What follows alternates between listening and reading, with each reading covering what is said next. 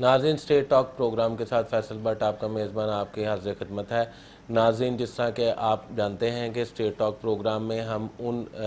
پہلو پر نشاندہی کرتے ہیں اور ان پہلوؤں کو اجاگر کرتے ہیں ملک میں کرپشن کو فروغ دے رہے ہوں اور ملک کی ساکھ کو تباہ کر رہے ہوں، ملک کی جڑوں کو کرپشن کے ناسور کے ذریعے کھوکھلا کرنے میں مصروف عمل ہوں۔ آج ہمارے اس پروگرام میں جس شخصیت پر بات کی جائے گی،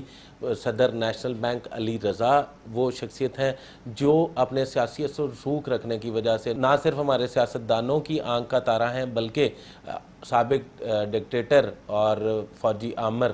جنرل پرویز مشرف کی آنکھوں کا تارا بھی رہ چکے ہیں۔ جنرل پرویز مشرف نے علی رضا کو ایک کانٹریکٹ کے ذریعے 3 سال کے لیے صدر نیشنل بینک تعینات کر دیا۔ علی رضا کی تعیناتی کے بعد ان کو 3 سال گزر جانے کے بعد جنرل مشرف ان کی کارکردگی سے اس قدر متاثر تھے کہ 3 سال کے لیے انہیں ایک اور ایکسٹینشن آرڈر دے دیا۔ یہ پہلی تقرری جب 2000 میں کی گئی جنرل مشرف کے احکامات پر، اس کا نوٹیفیکیشن بھی ہمارے پاس موجود ہے، جس کے بعد ایکسٹینشن دی گئی 3 سال کے بعد۔ ناظرین، ہماری سکرین پہ آپ دیکھ سکتے ہوں گے، اس کا نوٹیفیکیشن بھی موجود ہے۔ اس تقرریوں کے بعد علی رضا جو 1,60,000 روپے تنخواہ پر نیشنل بینک میں بطور صدر خدمات انجام دینے پر تعینات ہوئے تھے، انہوں نے مراد کی مد میں 90 لاکھ روپیہ نیشنل بینک سے ماہانہ وصول کرنا شروع کر دیا۔ اس ماہانہ 90 لاکھ روپیہ وصول کرنے کے بعد کیا نیشنل بینک اس قابل رہ سکتا ہے کہ وہ پروفٹ میں جا رہا ہو؟ کیا نیشنل بینک کے علاوہ پاکستان اس صورتحال کا متحمل ہے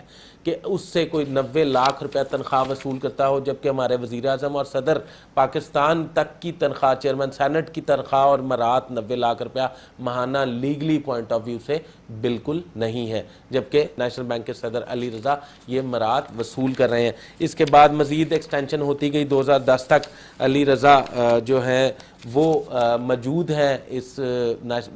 اس محکمے میں، اس بینک کے صدر ہیں، جبکہ علی رضا نے سیکشن 11(3)(d) بینکنگ ایکٹ 1974 کی وہ شق جو آرڈیننس میں شامل کی گئی، اس آرڈیننس کے ذریعے علی رضا کی مزید تقرری کے جو ہے وہ کام کیا گیا اور موجودہ سیاستدانوں نے علی رضا کو اس نوٹیفیکیشن کے ذریعے دوبارہ بینک میں خدمات انجام دینے پر قائم رہنے کے احکامات جاری کیے۔ ناظرین، میں اس کا ذکر کرتا چلوں، یہ وہ آرڈیننس تھا جس میں اسلام آباد ہائی کورٹ کا قیام عمل میں لایا گیا، جس میں PCO ججز جو ہیں ان کو تعینات کیا گیا، مگر اس کے بعد سپریم کورٹ کے 14 رکنی بینچ کا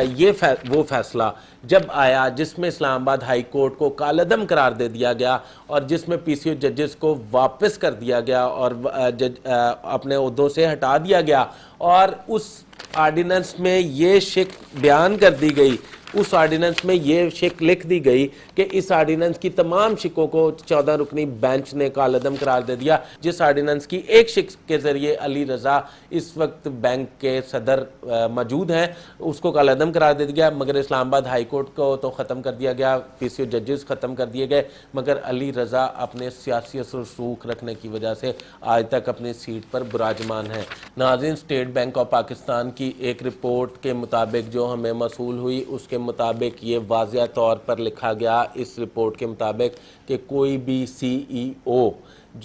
چیئرمین کے عہدے پہ تعینات نہیں ہو سکتا، مگر علی رضا گزشتہ کئی سالوں سے بطور صدر تو خدمات انجام دے ہی رہے ہیں، مگر بطور چیئرمین نیشنل بینک کا عہدہ بھی انہوں نے اپنے کنٹرول میں رکھا ہوا ہے۔ اسٹیٹ بینک نے اس اپنی رپورٹ میں واضح طور پر لکھا ہے، جو میں ناظرین آپ کو اس وقت سکرین پہ یہ نظر آ رہا ہوگا، دی CEO is not a chairman of the board of directors of the same bank۔ یہ اسٹیٹ بینک کی رپورٹ میں خدشات ظاہر کیے گئے، مگر کسی سیاستدان اور صدر نیشنل بینک کے کان پر جوں تک نہ رینگی۔ اسٹیٹ بینک کے خدشات کو ردی کی ٹوکری میں پھینک دیا گیا۔ ناظرین، ٹرانسپیرنسی انٹرنیشنل کی رپورٹ کے مطابق، جس طرح کہ میں آپ کو بتا چکا ہوں کہ گزشتہ 2 سال میں پاکستان کے کسی ڈپارٹمنٹ نے ترقی نہ کی ہے، بلکہ حکومت پاکستان نے کرپشن میں نئے ریکارڈ قائم کیے ہیں، جو ہمارا نمبر 47 پہ تھا پوری دنیا میں، اب ہم اس میں ترقی یافتہ ہو کر 42ویں نمبر پر آ چکے ہیں۔ ناظرین، نیشنل بینک آف پاکستان جو پاکستان کی ملکیت ہے اور پاکستان کی معیشت میں ایک ریڑھ کی ہڈی کی مانند ہے، نیشنل بینک کے صدر علی رضا جو یہ کلیم کرتے ہیں کہ انہوں نے نیشنل بینک کو بہت ترقی کی منازل طے کرا دی ہیں اور نیشنل بینک کو بہت پروفیٹیبل ادارہ بنا دیا ہے، کا بھانڈا ادھر سے پھوٹ جاتا ہے۔ یہ سٹیٹمنٹ ہمارے پاس موجود ہے کہ 2007 میں 28 ارب اور کچھ کا پروفٹ جو ہے وہ نیشنل بینک کو ہوا، جس کے بعد 2008 میں 23 ارب اور کچھ کا رہ گیا، جس کے بعد اب 2009 میں 22 ارب اور کچھ کا پروفٹ رہ گیا ہے نیشنل بینک کا، اور یہ ہر سال کچھ ارب کم پروفٹ پہ آ رہا ہے۔ اس کے بعد اگر یہ دعویٰ کیا جائے اور اس سٹیٹمنٹ کے بعد یہ دعویٰ کیا جائے کہ یہ پروفیٹیبل بینک ہے، اور نہ صرف ان سٹیٹمنٹ کے ہوتے ہوئے ایسی کون سی کاغذی کارروائی علی رضا اور اس کی ٹیم نے کی کہ انہیں بہترین مینجمنٹ پہ اور بہترین بینک کو چلانے میں اور پروفیٹیبل ادارہ بنانے پر یہ اربوں روپے کے انعامات سے نوازا گیا اور بارش کر دی گئی۔ اس لسٹ کے مطابق ناظرین، یہ جو لسٹ میں آپ کو اس وقت ٹی وی سکرین پہ دکھا رہا ہوں، اس لسٹ کے مطابق سید Ali Raza president national bank 2,45,00,000 روپیہ ان کو انعام کی رقم وصول ہوئی۔ اس کے بعد ان کے نمبر 2 مسٹر منصور کریم شیخ، ان کو 80 لاکھ روپیہ، ایس ای وی پی ہیں یہ نیشنل بینک میں، انہیں 80 لاکھ روپیہ انعام کی رقم وصول ہوئی۔ ان کے قریبی ساتھی ایم عامر صدیقی، جن کو 65 لاکھ روپیہ انعام کی رقم وصول ہوئی۔ ڈاکٹر مرزا ابرار بیگ، جنہوں نے 60 لاکھ روپیہ رقم وصول کی۔ ڈاکٹر آصف نے بھی 60 لاکھ روپیہ رقم وصول کی۔ شاہد انوار خان نے بھی 60 لاکھ روپیہ رقم وصول کی۔ نصرت وارہ 50 لاکھ روپیہ رقم وصول کرنے والے بنے، جبکہ ضیاء اللہ خان 40 لاکھ روپیہ وصول کر چکے ہیں، جبکہ تجمل بخاری 30 لاکھ روپیہ اور امام بخش 25 لاکھ روپیہ، عامر ستار 25 لاکھ روپیہ۔ ناظرین، یہ جو انعامی رقم وصول کی گئی، صرف اگر اس کو ہی بنیاد بنا لیا جائے تو کیا یہ کرپشن واضح طور پہ کرپشن نہیں ہے کہ اگر بینک 2007 میں زیادہ پروفٹ میں تھا، 2008 میں، اس وقت سکرین پہ میں جو فگرز آپ کو دکھا رہا ہوں، 2008 میں اس سے کم پروفٹ پہ آیا، 2009 میں بالکل کم پروفٹ پہ آ گیا، انعامات جو ہیں یہ وصول کیے گئے صرف اس بیس پہ کہ پہلے پروفٹ کم تھا، انہوں نے زیادہ شو کر کے پروفٹ یہ انعامات کی رقم وصول کی۔ یہ انعامات کی رقم ناظرین اس طریقے سے وصول کی گئی جو 70 ارب روپے کے قرضہ جات نیشنل بینک نے کئی سالوں سے اثر و رسوخ رکھنے والے چیدہ پاکستانیوں کو دے رکھے ہیں، وہ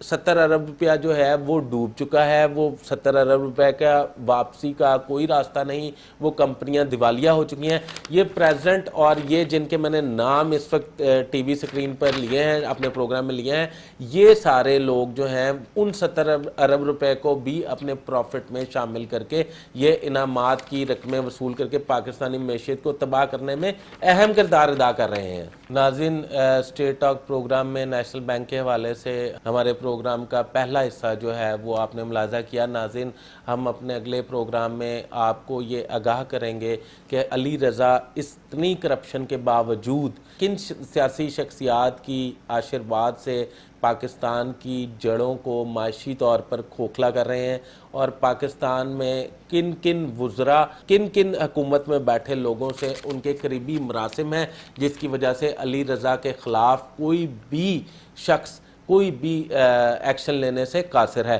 علی رضا نیشنل بینک کے صدر ہونے کے ساتھ ساتھ جب 90 لاکھ روپیہ ماہانہ برات کے طور پر وصول کرتے ہیں تو کیا ہمارے غریب حکمرانوں سے یہ سوال پوچھنے سے قاصر ہیں کہ یہ 90 لاکھ روپے لینے والے علی رضا کے پاس کیا مینٹالٹی ہے یا کیا کرائٹیریا ہے کہ وہ اس قدر پیسے جو ہیں پاکستان کے عوام کے خون پسینے کے پیسے جو ہیں وہ دو ہاتھوں سے لوٹ رہے ہیں۔ علی رضا اپنے پیسوں سے نہ صرف اندرون ملک بلکہ بیرون ملک بھی اثاثہ جات بنا چکے ہیں، جن کے ثبوت ہمارے پاس ناظرین اس وقت بے تحاشا موجود ہیں۔ ہم اپنے اگلے پروگراموں میں یہ ثبوت جو ہیں، جو اس وقت ایک پلندہ، بہت بڑا پلندہ ہمارے پاس موجود ہے، یہ اپنے اگلے پروگراموں میں ہم آپ کے سامنے پیش کریں گے۔ ناظرین، علی رضا کی کرپشن کے حوالے سے، ملک کی گرتی ہوئی ساکھ کے حوالے سے اور ملک کی گرتی ہوئی معیشت کے حوالے سے یہ فیصلہ عوام کی عدالت میں فیصل بٹ کے ساتھ